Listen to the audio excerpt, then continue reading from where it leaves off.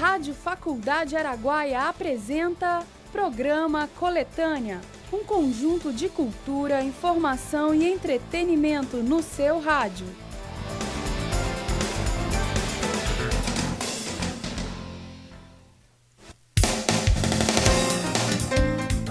Olá, eu sou Weber Oliveira. Eu sou Ludmila Moreira. Você confere no programa de hoje. Andréa Silva traz um clássico da música popular brasileira, no Contextualizando a Música desta edição. Saiba as novidades do mundo da música no quadro Nota Musical. Em entrevista exclusiva, a professora e escritora Sandra Paro fala de seu livro, lançado recentemente. E você ouve também uma matéria especial sobre as trilhas sonoras do cinema. Tudo isso a partir de agora no programa Coletânea.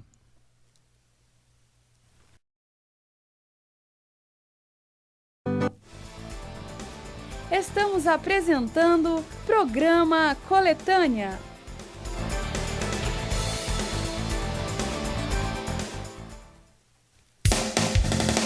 Weber, você sabia que a música, assim como a literatura, pode manifestar narrativas ou opiniões sobre os fatos? Com certeza, Ludmila. E se prestarmos atenção, veremos que não é necessário muito esforço para perceber o quanto é comum a ligação entre essas expressões artísticas e acontecimentos. Pois é, e é por isso que Andréa Silva vem falar de algumas mazelas sociais e analisá-las sobre a perspectiva do livro Vidas Secas, de Graciliano Ramos, e da música Asa Branca, de Luiz Gonzaga.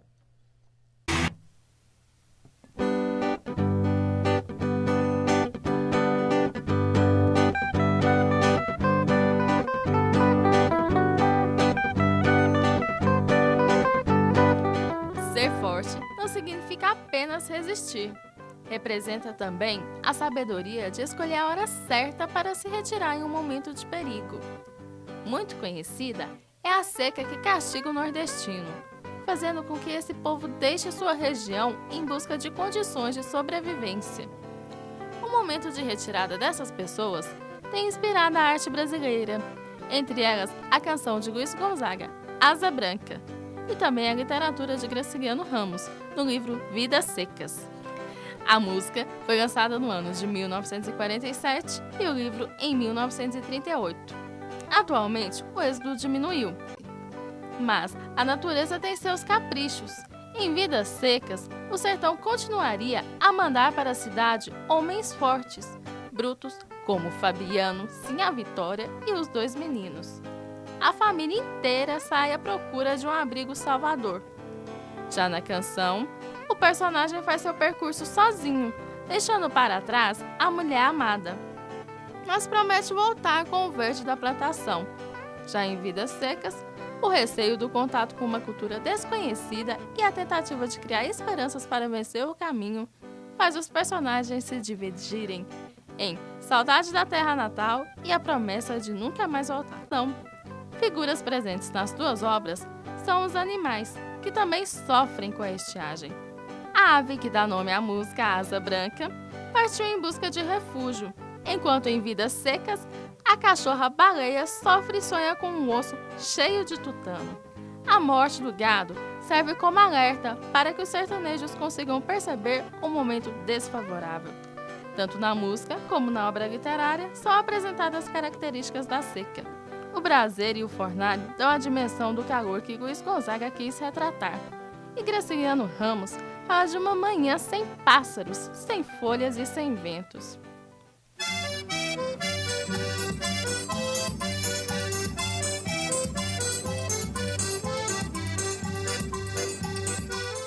Asa Branca é um baião, que foi composto por Luiz Gonzaga e Humberto Teixeira. Na voz de Luiz Gonzaga, a música de sucesso nacional e internacional fala sobre a seca que faz até mesmo a ave asa branca voar do sertão. Esse é mais um Contextualizando a Música. Andréa Silva para o programa Coletânea.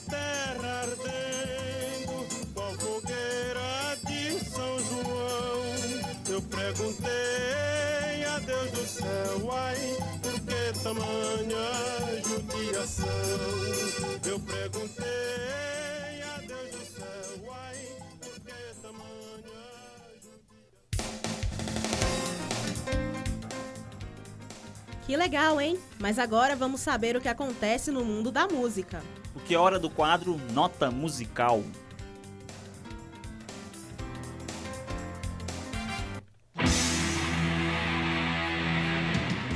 André Matos volta ao Viper depois de mais de 2 décadas afastado. Após passagens marcantes pelas bandas Angra e Xamã, André Matos retorna ao grupo que o revelou.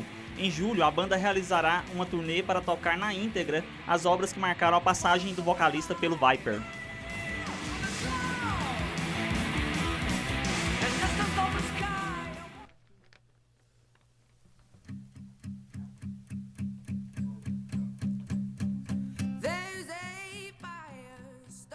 Adele ultrapassa Michael Jackson na lista britânica de discos mais vendidos.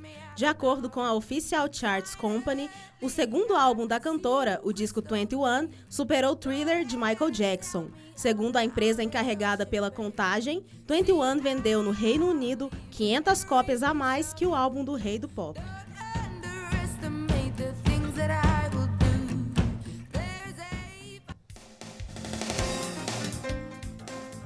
Confira no próximo bloco. Sandra Paro fala de seu livro em entrevista ao programa Coletânea.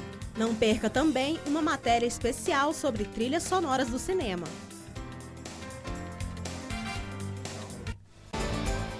Voltamos a apresentar Programa Coletânea, um conjunto de cultura, informação e entretenimento no seu rádio.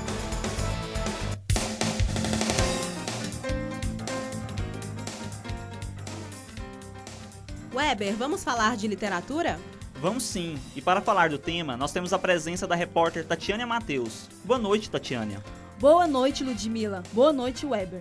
Recentemente, Sandra Paro, professora da Faculdade Araguaia, formada em letras e mestre em crítica literária, publicou o segundo livro, Crítica Textual em Tutameia. Para saber um pouco mais sobre a obra e a relação dela com a literatura, falamos agora com a escritora. Boa noite, Sandra Paro. Boa noite. Quando e como surgiu o interesse pela literatura? Bom, desde criança gosto muito de ler, meu pai me incentivou bastante, os pais, né, a família de um modo geral, então acho que desde criança mesmo. O que significa Tutameia? Pois é, Tutameia é um livro do João Guimarães Rosa, e isso eu fui movida por essa curiosidade. Esse termo, Tutameia, significa nica, ninharia, pouca coisa, quase nada, coisas sem muito valor. A obra crítica textual é uma análise de manuscritos e datiloscritos contidos nos textos do livro Tutameia de João Guimarães Rosa, no qual investiga o processo criativo do autor. Para qual público você recomenda? Os amantes de literatura, os estudiosos de um modo geral, os filólogos, estudantes de comunicação, de letras, vão gostar dessa.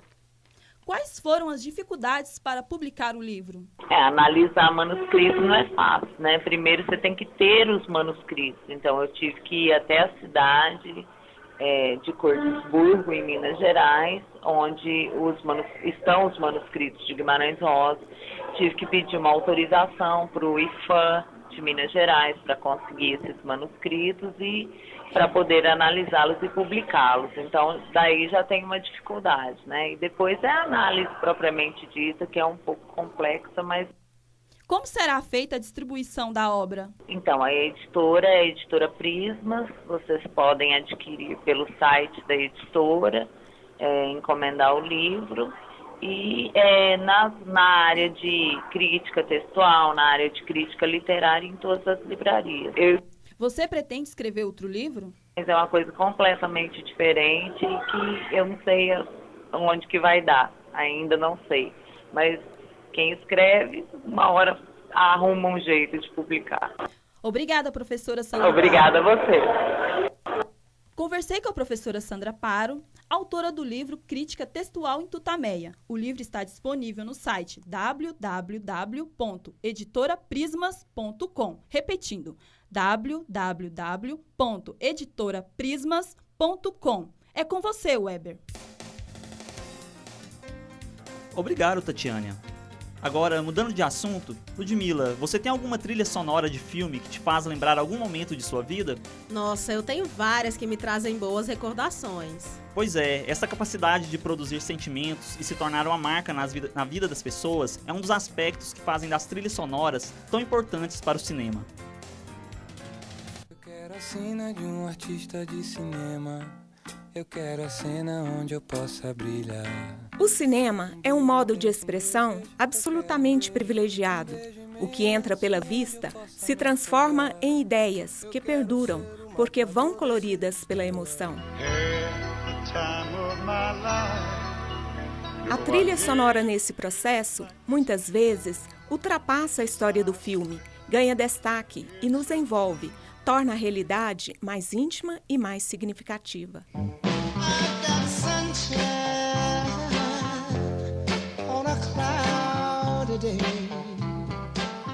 A trilha sonora do filme Meu Primeiro Amor faz o estudante de jornalismo, Wander Tavares, recordar momentos inesquecíveis. A trilha sonora que me marcou foi a trilha sonora do filme Meu Primeiro Amor, Macaulay Culkin, My Girl.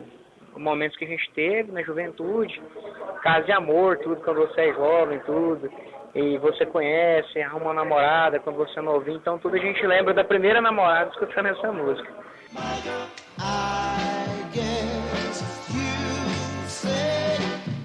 Bem selecionada, uma trilha sonora é de suma importância na construção de uma obra cinematográfica, afirma o jornalista e cineasta Márcio Venício.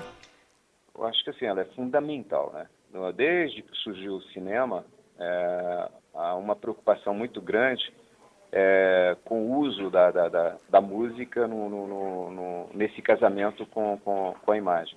No primeiro momento do cinema, mais ainda, né? Porque você tinha um cinema mudo, você trabalhava praticamente com os instrumentos musicais, dando vida àquilo que você jogava para a tela, né? Isso, durante décadas, isso aconteceu.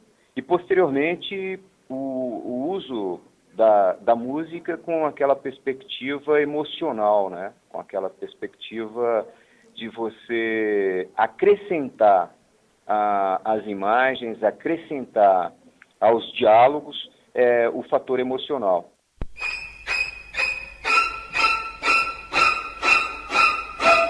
O filme Psicose ficou eternizado também por causa da trilha sonora. As cenas não teriam o mesmo impacto se não tivessem a colaboração da criação de sons que ajudaram na construção do suspense do filme.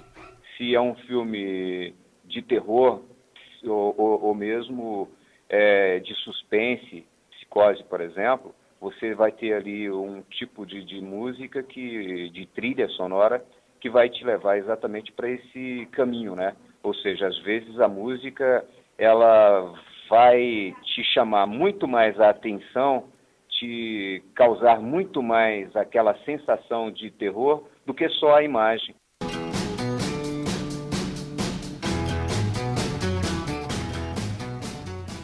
Algumas trilhas são inesquecíveis, como a do filme Uma Linda Mulher. No filme, a atriz Julia Roberts vive uma garota de programa que desperta a paixão de Richard Gere.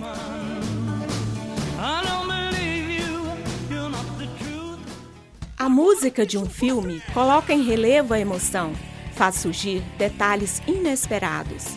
O estudante de jornalismo Lucas Nogueira afirma que a trilha sonora que mais lhe emocionou foi a do filme Tropa de Elite.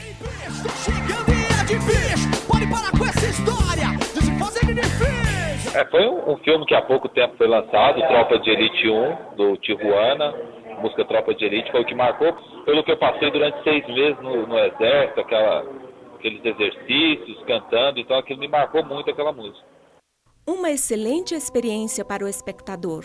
Muitas vezes, a trilha sonora faz lembrar a história da obra. A ligação da cena com a música reveste de glória o trabalho cinematográfico, recriando a fábrica de sonhos a partir do filme. Norma Bispo, para o programa Coletânea.